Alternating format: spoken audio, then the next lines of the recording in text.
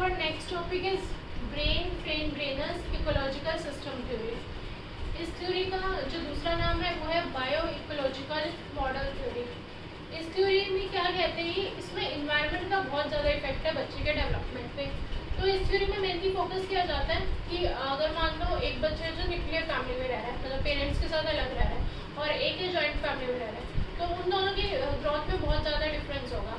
जो अलग simple parents के साथ रह रहा है, फिर मम्मी पापा के साथ रह रहे हैं, आप उसको 10 लोगों में खड़ा करो, वो शायद इतना जो है फ्रिक्वेंटली नहीं बोल पाएगा, इतना एक्टिवली जितना कि वो बोल पाएगा जो जॉइंट फैमिली में रह रहे हैं. तो उसको स्टार्टिंग से बहुत बड़ा इन्वायरमेंट मिल रहा है उसकी ग्रोथ के लिए, तो ये चीज़ें बहुत इफेक्ट करती हैं.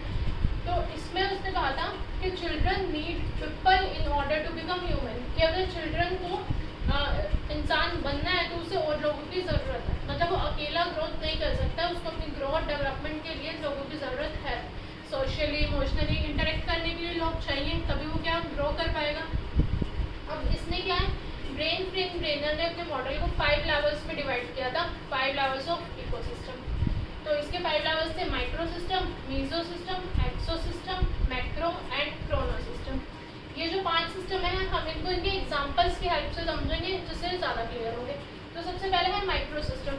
ये सिस्टम क्या बताता है, इसमें बच्चे का डायरेक्ट कॉन्टैक्ट होता है, जिससे स्टार्टिंग में बच्चा जिसके साथ बिल्कुल डायरेक्ट कॉन्टैक्ट रहता है वो इस सिस्टम में आता है. जैसे स्कूल है, इसमें बच्चे का डायरेक्ट कॉन्टैक्ट है, फैमिली के साथ है, पीयर ग्रुप के साथ है, या फिर नेबर्स के साथ है, वो डायरेक्ट कॉन्टैक्ट में है. तो दैट इज़ माइक्रो सिस्टम.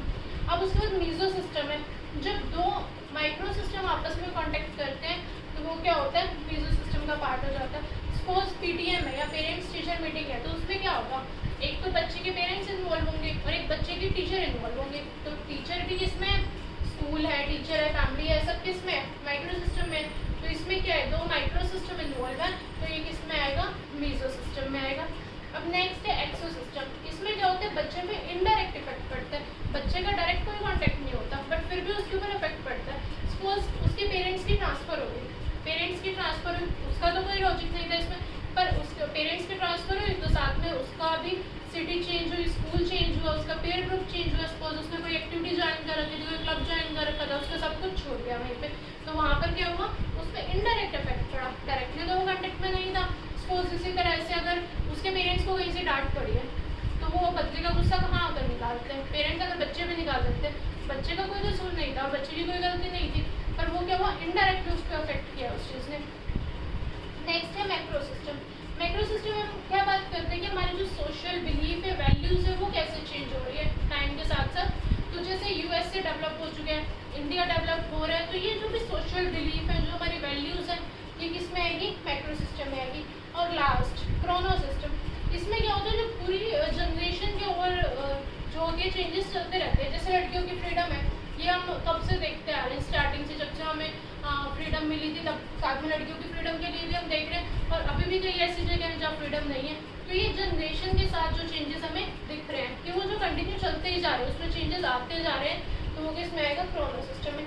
ये जो है मैक्रो स्केल बहुत बड़े स्केल पे रहेगा, और ये क्या है, छोटे स्केल पे रहेगा. जिसमें अगर आपसे पूछा जाता है कि वैल्यूज़ कौन से लेवल पे आएगा, तो आप क्या बताओगे उसको, वैल्यूज़ हमारे मैक्रो सिस्टम का पार्ट होगा. तो ये था इस टॉपिक के बारे में.